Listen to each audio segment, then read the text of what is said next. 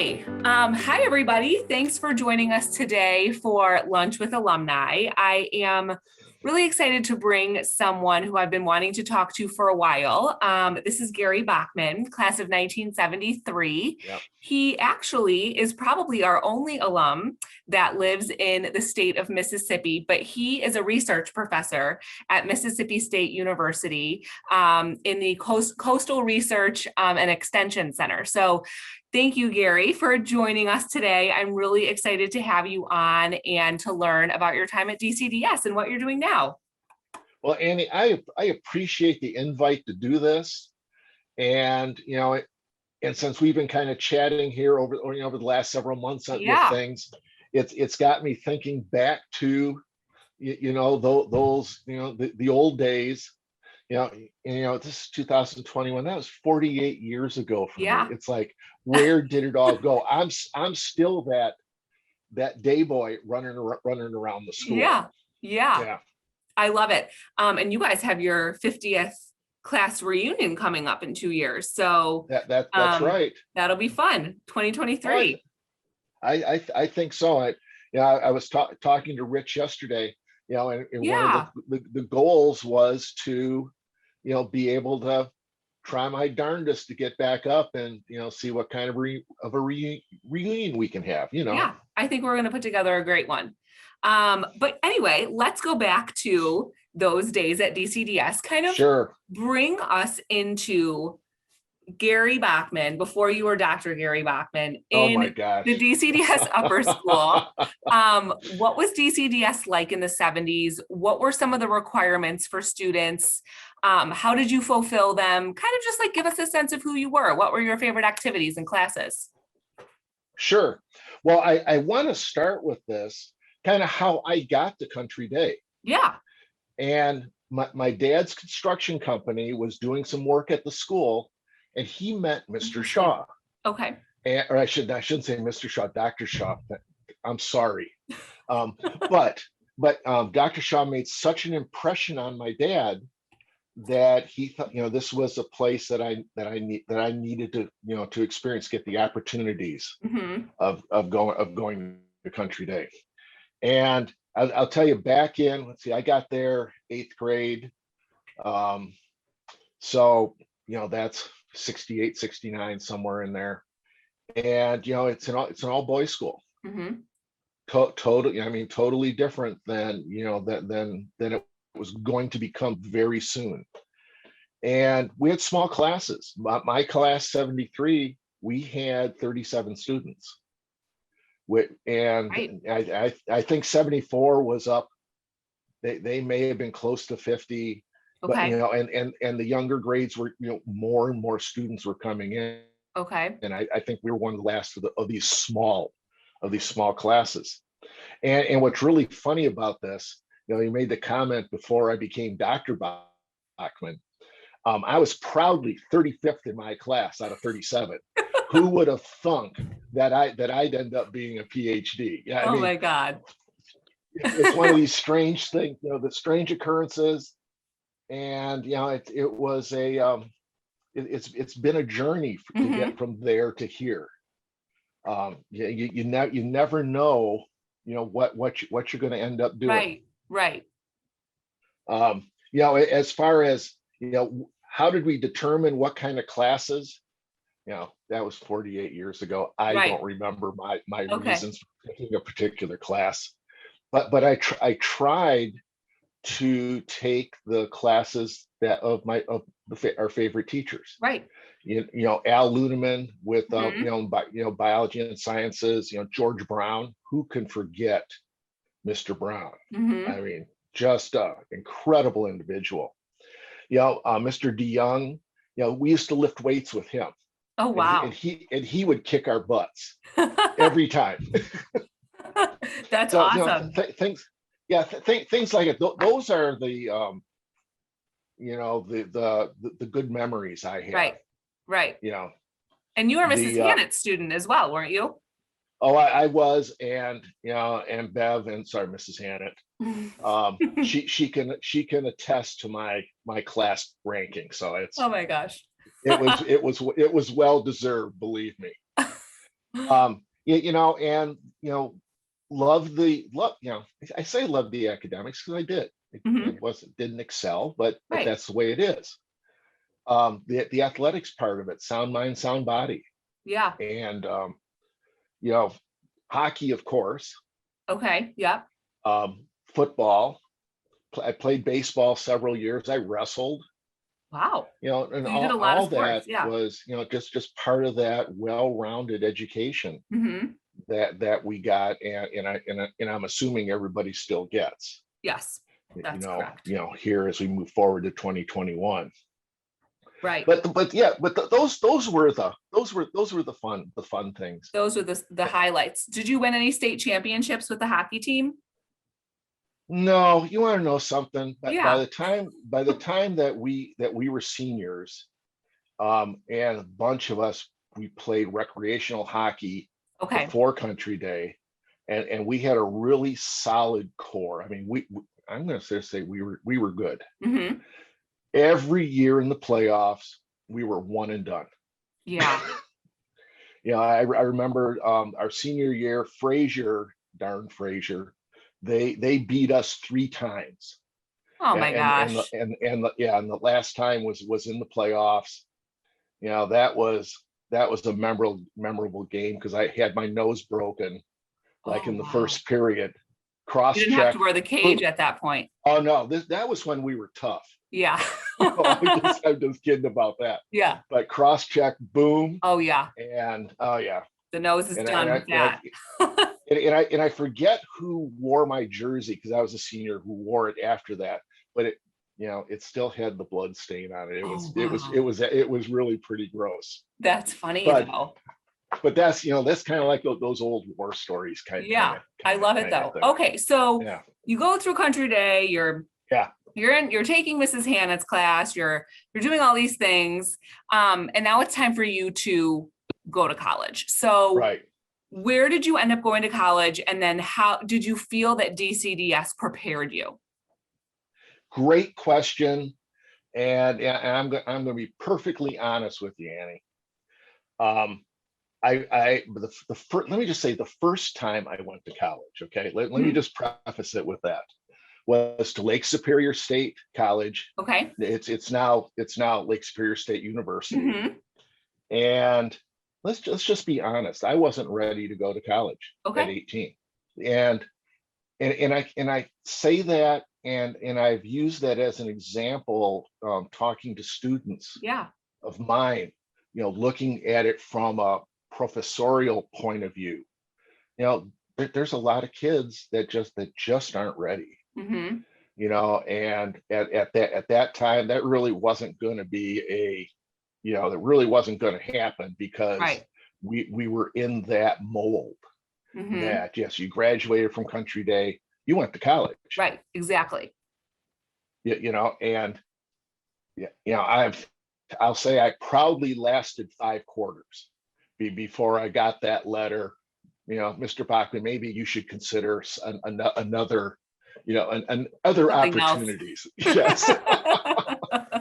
Okay. Yeah, but Country Day, I didn't lose the, the inspiration, the structure to be successful. I mean, that was instilled in us, and and it just didn't happen when I was an 18-year-old kid. Right. And then life happens. Exactly. And then I had the opportunity, and we'll talk a little bit about this. Yeah. But I had the opportunity in my early 30s, married with a couple of kids, to attend Clemson University, and then ultimately, if everybody can believe it, the Ohio State University. Yes, I saw that, Gary. After being a lifelong University of Michigan fan, I like to tell folks that I kind of stuttered on Buckeye there for a couple of years while I was working on my PhD. Oh my God. Yeah, that had to hurt. It really did, except I wore Michigan t-shirts on football game days. I love that. Yeah. That's great. Just because. Yeah, just because why not? I mean, I would have done the same thing. So yeah, tell us about going to Clemson, because you got your undergrad degree and your master's degree in horticulture studies. Yes. Yeah. Tell us how you got interested in this, because it's such an interesting area of study. And what are some of the big topics that a student should expect to learn about when they get a degree in horticulture, and what kind of careers do people have when they get these degrees? Sure. And I'll tell you just more backstory. When we were living in South Carolina at the time, and the company that I worked for, the job transferred down from Detroit. Okay. And we were going through company turnover. We were bought out by GTE. There was a lot of changes coming, and I was seeing changes. And I was middle management without a college degree. I was doing okay. Don't get me wrong, but I saw that there was going to be ripples coming. Right. And my wife had started back at Clemson to finish her secondary ed degree. Okay. And I was looking through the catalog one day, and I saw that you could get a degree in turf grass. Okay. I'd worked at golf courses all through high school. And so I had this interest in the golf industry. But I had no earthly idea that was a possibility, because that certainly wasn't presented as a possibility, at Country Day. We were doctors, lawyers, professional people, business people. That's what you did. And here I found this avenue where here's something that interests me. And went back. I won't give you all the gory details on that, but went back and earned my bachelor's degree. And then I decided that I didn't want to be a golf course superintendent, because then I would have 400 bosses, all those professionals, doctors, lawyers, business people that belong to the country club, telling me how to cut the grass. Right. And I'm the one that knows how to do it. So I didn't want to do that. And I had an opportunity to earn my master's in growing in greenhouse production. And a lot of this has always been about seeing opportunities and taking advantage of opportunities that present themselves. And maybe I was dumb sometimes. I've made bad decisions on things, but ultimately most of my decisions on this, looking at these opportunities, have been pretty spot on. And so I did the master's at Clemson in greenhouse production. Okay. I started my PhD at Clemson. Okay. And I worked a year at a 300-acre container nursery down on the coast of South Carolina as a researcher, as my first year of my PhD. Okay. And then I got an opportunity to go to Ohio State. And a good friend of mine who had just graduated from Clemson, I was her first grad student. Okay. And so that worked out. But I will tell you, Columbus is a miserable place to live. So it's dark all the time. It was a vehicle to get finished with school is what it was. I totally understand that. But it was a great experience. Just one second. I'm sorry. No, before we go on. So let's for any student who listens to this and says, "Oh my gosh, I did not know that I could study turf studies in college. That's so interesting." When you study turf studies, does that only apply to golf courses, or does that also apply to like a baseball field or a football field? Like, do people also do that kind of stuff too? Absolutely. Okay. I mean, golf, when we think of turf opportunities, we think of, golf courses, but also we think about sports surfaces. We were at Illinois State for several years, and I became friends with the groundskeeper at Soldier Field. Oh, that's so cool. And so I would take students up there, and I would learn a tremendous amount from this guy that had to maintain a grass football field in Chicago. And it could be all the way through the month of December. How do you grow grass in Chicago in December? I mean, I'd love to know. I mean, it's quite fascinating. That's so interesting. Yeah, and it applies to the home lawn too. The home lawn industry is huge. Because people want, and I'm always going to pick on the doctors, the lawyers, the professionals. They always want that nice lawn. Well, they're going to look for a turf professional to do that. Right. So there's lots of opportunity, and these are just things that that the students of country day really aren't exposed to. Right. These different areas of study. I completely agree. It's actually like the main reason that I started doing this series was because I really just wanted people to get a sense of like the fact that there are other jobs. I mean, I myself thought that like you could only be a lawyer, so I totally take your point. And okay, and then what were you researching at this greenhouse before you went up to Columbus? What exactly were you looking for and trying to learn? Oh, okay. Really, on my master's, it was just production of flowering plants. Okay. Optimal fertilization. You go to the garden center and you see these beautiful flowering whatever. Well, somebody had to grow those to that point, at an economy that the grower could make money and the garden center can make money, and that the end consumers feel darn good about buying those beautiful plants, right? And putting them in their yard. So yeah, it's just strictly working on production technique and production research. Okay, to help the industry. Okay, that makes sense. Okay, so now you go up to OSU to get your PhD. So tell us a little bit about that experience. Did you know you wanted to be a professor? How did you go about getting your first professorship? I know that those can be very difficult to get. Tell us a little bit about that. Once you make the decision to go for a PhD, and most folks don't look at, well, I want to be this type of, let me back up. Yeah, I do know folks that I want to be a university professor. I've got to earn that PhD. Yeah. So you can look at it as, as a vehicle to get that job. For me, I like the university. There's no doubt about that. I was in private business. I kind of like the way the university works. But PhD was really a personal journey. I see. I did it because I wanted that, not that I wanted to work someplace doing something.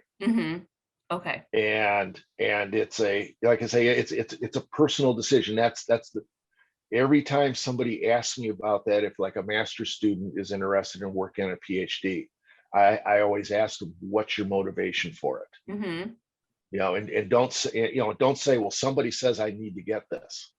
No. You work on a PhD because you want to, because it is a trial by fire. There is no doubt. There's no doubt about it. You are on the spot. It took me 4 years, and through testing and committees and oral examinations, right, that you have to go through. And I failed my preliminaries the first time. I was devastated because I thought I was on it. Okay. And then after everybody talked me down, then got back to work, and I passed passed my prelims the next time. Okay. And this is something too, when you look at these preliminary exams, you always don't get the chance to redo it. Okay. Your committee can say, no, you're just not right. No, this isn't for you. Okay. And if you don't pass the second time, you go look for something else. Okay, so you basically are asked to leave the program if you don't pass the second time. Yep. So okay. So this isn't something you just keep plugging away, and you earn it. Right. You earn it, but there are hoops that you have to go through. Yeah, and all of my academic friends would laugh at this, but it's kind of like academic hazing. Is what it is. Yeah. And we do the same thing to our students. I hope I'm not that guy, with our graduate students. But no, you put graduates, graduate students through their paces, because we want you to know that you did earn this and nothing was given to you. Right. About that. Yeah, and so we got through Ohio State, and you ask about getting a job. Mm-hmm. Well, when you have a PhD, you're the expert in something. Right. But you're an expert in a field that's like this wide. Mm-hmm. You are very narrow, and so your opportunities tend to be narrow. A lot of times it is with universities. They're looking for somebody to work on a particular project with a skill set. Okay. And other times they just want to get the smartest person they can find. Mm-hmm. Mm-hmm. It kind of all depends what each individual university is looking for. But a lot of times when you graduate, you get that diploma, you take the first job that you can find. Mm-hmm. Because it's not like there's a lot of university jobs. Right. Yeah, they're hard to get. Yeah. They are, and they're competitive. Mm-hmm. And so you get the first one that you can be hired for, somebody that you can do. And then I know a lot of friends, and I've done it too. Then you start looking for a better position. Mm-hmm. And once you get some years under your belt at a university, you've got some experience, you've developed contacts, right? And now all of a sudden people know you, and then you use those connections and get another position. Okay. So I was at Tennessee Tech University for the first 5 years after I graduated. I didn't like the way the program was going. So I looked and I found a position that looked pretty good at Illinois State University. Okay. So I went from at Tennessee Tech, I was a 100% researcher. Got it. Illinois State, I was primarily a teaching faculty. Wow, interesting. Okay. And that was okay, but I was burnt out on it. Yeah. And what kind of classes were you teaching? I was teaching all of the horticulture classes. Okay. So I was teaching over a 2-year rotation. I was teaching 12 different classes. Wow. Okay. So what are some horticulture classes? Sure. First of all, plant materials, knowing your plants. Okay. And not by common names, knowing botanical names, scientific. Mm-hmm. Plant propagation. How do we make new plants for the industry? Are they seeded, or can you take cuttings and root pieces of stem? Oh, cool. So we can also be tissue culture, where you're just taking a couple of cells in the lab and growing new plants from. That's so cool. Yeah. It is there. If you want it, you can be as sciencey as you want in horticulture. Mm-hmm. Or you can be out there digging holes and planting plants. Okay. There's a wide range, and it's all fun. Yeah. So okay. Other classes, well, you need to know plant parts, you need to know botany, diseases, plant pathology, you need to know the bugs, entomology, genetics, engineering, psychology, because you need to know that plants make people feel better. Mm-hmm. And there's research coming out that classrooms that don't have windows, that have plants in them, the students score better on testing than if those plants aren't there. That's so interesting. Yeah.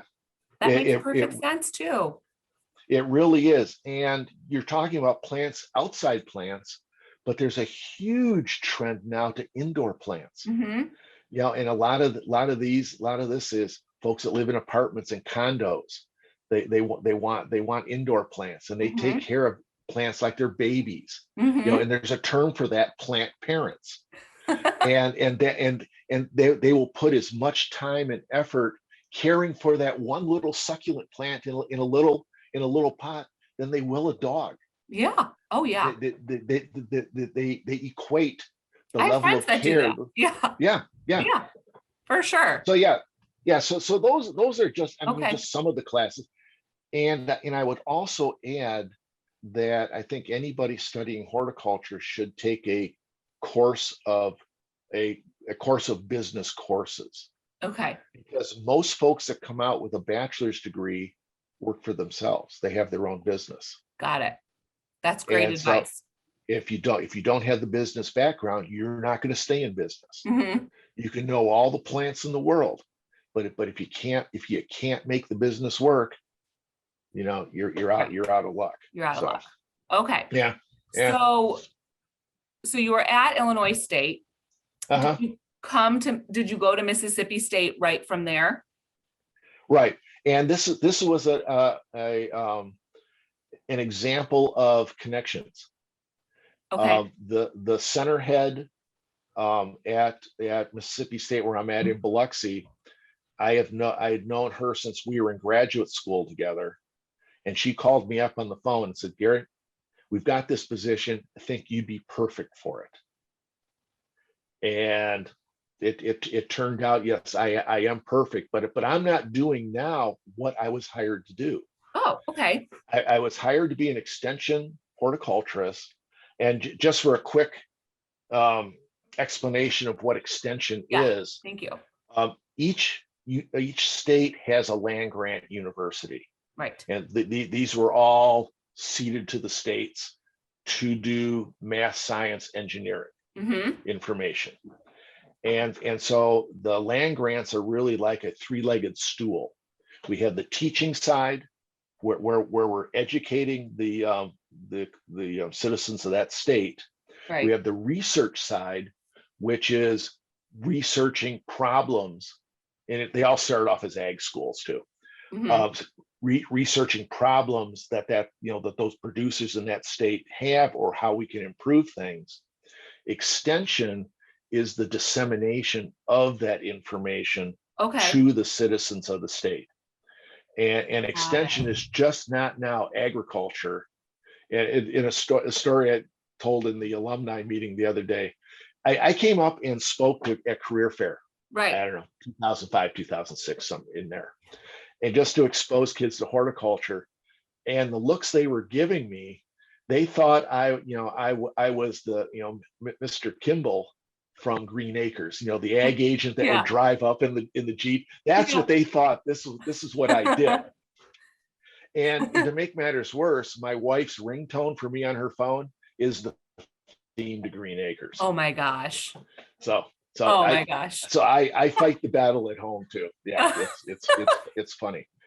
But I was hired as an extension horticulturist to work with the commercial industry here in Mississippi, the commercial nursery growers. Okay.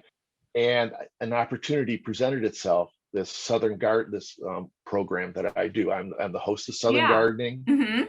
It's the ornamental plant promotion brand of Mississippi State University. Okay. And so in 2010, I started doing this as my main appointment, and that's weekly TV, newspaper columns.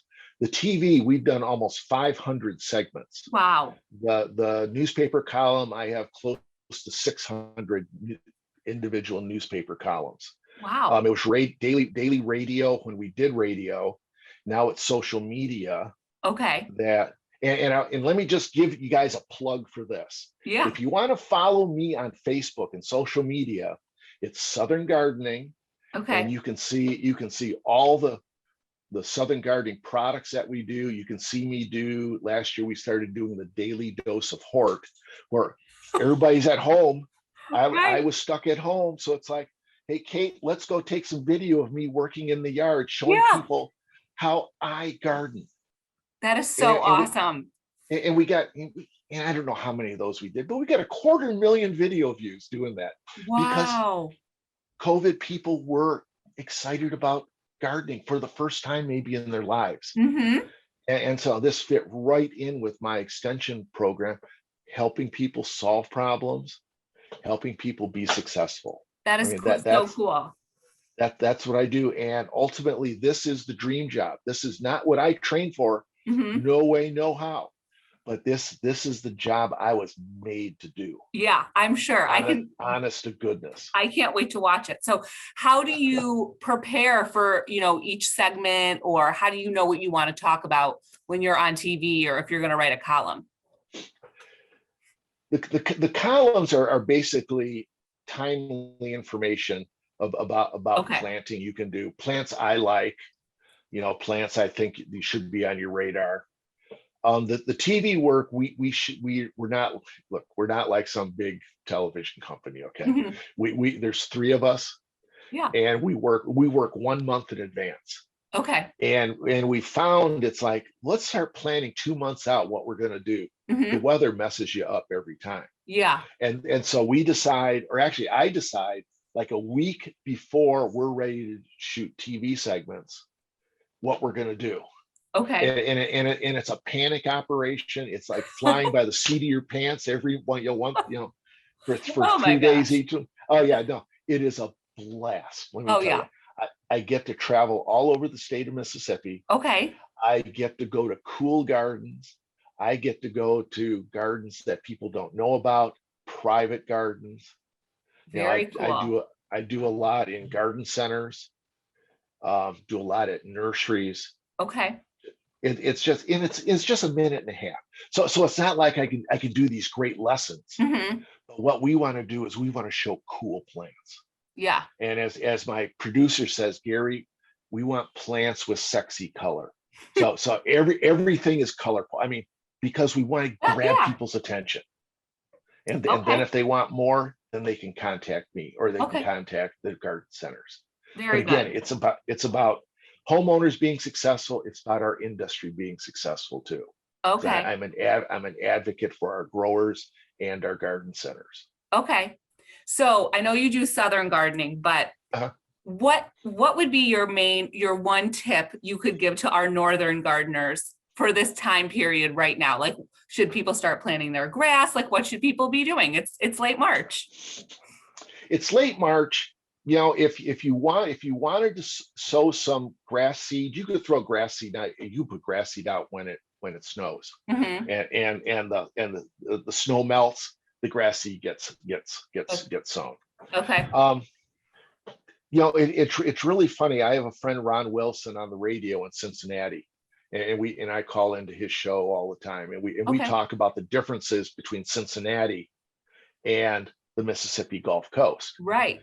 And it's really, I just tell him it's about 6 weeks, because we do the same thing that Cincinnati does, that Detroit does, except we're doing it in middle of February, Right. where you guys are, middle of March and middle of April. Yeah. We can plant tomatoes. Actually, I'm planting tomatoes this afternoon outside. Wow. Our frost date's in a week. I'm just taking a chance. Where in Michigan, your frost date's going to be May 1st. Yeah. So it's just the timing is just different. Okay. But we all garden the same way. Mhm. Plants are a little different just because of heat and cold. But what we do, how we garden, yeah, it's all the same. Okay. Okay. That makes sense. I can get that. And let me add this. If you want more information for Michigan, contact Michigan State University Extension. Okay. Every state has professional extension professionals to help people there. And MSU has, the Northern MSU, not my Southern MSU. Right. You're the other MSU. Has a fantastic extension program. Mhm. So contact Okay. them. No, that's a great suggestion. Okay, Gary, we have time for one more question. So, okay, fire away. Okay. So what advice would you give your 12th grade self at Country Day from where you sit today? And what do you think are some of the most important lessons you've learned from the line of work that you've chosen to study and make your life? Wow, that's heavy right there. Let me tell you. First of all, looking back, and now I'm looking back on the 48 years from then to here, I wouldn't have made any choices. My family is great. Mm-hmm. My wife, we've been married for 46 years this year. Oh, wow. Congratulations. And you think about if there were changes made back then, would we still be in the same place now? So personally, no, I wouldn't change. What I would, suggest that, that students graduating now think about. Yeah. Yeah. If you want to go to college, get that degree. Now, and this is what I told my daughters. Look, I don't really care what your degree is in. My oldest daughter started out in horticulture and saw that it was hard work and went into art. Okay. Which was fine. But the main thing is to get that degree, get that bachelor's degree. That's a starting point. And what I have found in my experience, there's a lot of people out there that aren't working in the field that they have a college degree in. Yes. That is honest to God truth. We have people are not working at their jobs for 40 years anymore. What's the latest data I saw on that? If you stay in your job for 5 years, you're like an old timer in those jobs. Yeah. That people are bouncing around because opportunities are coming up. And earning that bachelor's of science, a bachelor's of art, just shows somebody that you can buckle down and you can do some work. I think that's what the main thing to show a potential employer. Right. Sure, there's going to be jobs that are very skill specific. Yes. But a lot of things out there, Annie, are not. And if somebody wanted to get a master's degree, in here, this is kind of like the bachelor's degree now is what the high school diploma used to be. And the master's degree is kind of like what the bachelor's degree was. I think the master's in whatever makes you more marketable. I think the bachelor's degree makes you hireable, but the master's degree makes you marketable. And I think that at that point, all things considered, maybe one of the most lucrative degrees you can get. I'm not lumping PhD into this because I think it's a totally different animal. Okay. Out there when we start looking at that in academia. Now PhDs, there's a lot of, from my discipline for horticulture, there's a lot of private companies that hire PhDs because they have their own research departments. Right. And those can be lucrative, but they're competitive.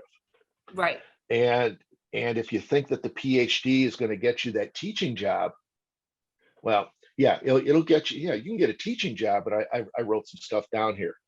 But there's other things to consider. You're on a money chase all the time, writing grants, trying to get external dollars, which you are judged on. You're evaluated on how many dollars you bring in. If you bring in NSF dollars, work way better than other industry dollars. Yeah. You have to write refereed papers. You have to do your research. Even if you're 100% teaching, you better be doing some research and publishing. And it's that old, saying, publish or perish. It's not a saying. It is a true thing.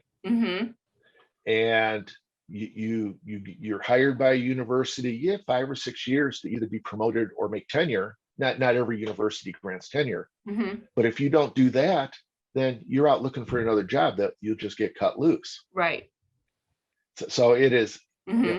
Academia is cutthroat. It's a fine life. I love it, but I try to give people the real look at it. The real deal. Yeah. Okay, Gary. Well, this was awesome. Thank you. I hope so much. That was the way you wanted to go. Oh no, it was so fun. It was great. Thank you for doing this. It was great to have you. I hope that you can come up to school, for your reunion or sometime in the future, and we can introduce you to students and things like that. But this was so great. So thank you so much. Well, listen, thanks again for the opportunity. And yeah, whatever I can do to help promote, let me know. For sure, we will.